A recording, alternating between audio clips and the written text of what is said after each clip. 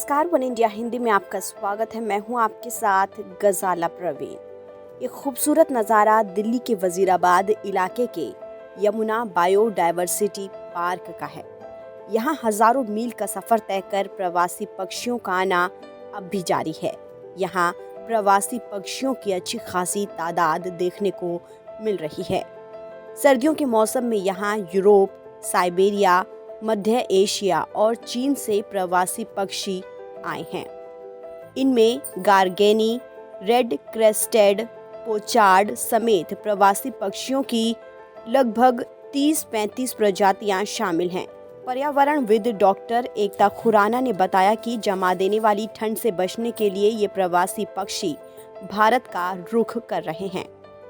India is one of the region where these migratory birds migrate, and they come to Yamuna Biodiversity Park because we have functional wetlands. We have restored silted wetlands in a way that these migratory birds are attracted.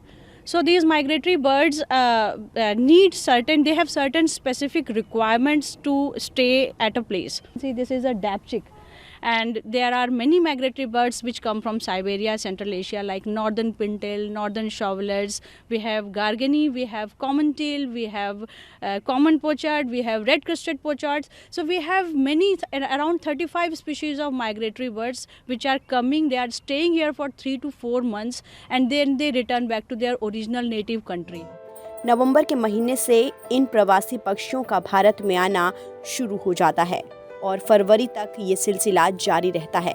Yamuna biodiversity park में प्रवासी परिंदों के आने के बाद यहाँ का वातावरण मनोरम हो गया है। पार्क में पक्षियों की चहचहाट गूंजने लगी है।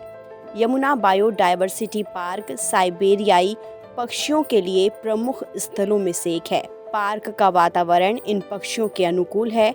बायोडायवर्सिटी पार्क 2 खंडों में बना हुआ है। एक खंड 157 एकड़ का है, जिसमें 7 एकड़ में झील बनाई गई है।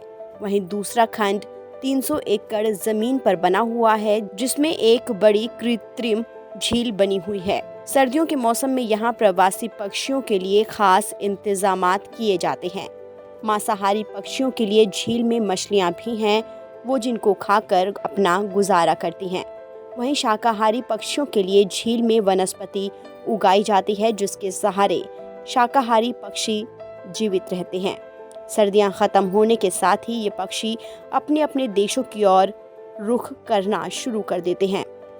फिलहाल इस खबर में इतना ही। देश और दुनिया की तमाम खबरों के लिए आप बने रहिए वन इंडिया हिंदी के साथ।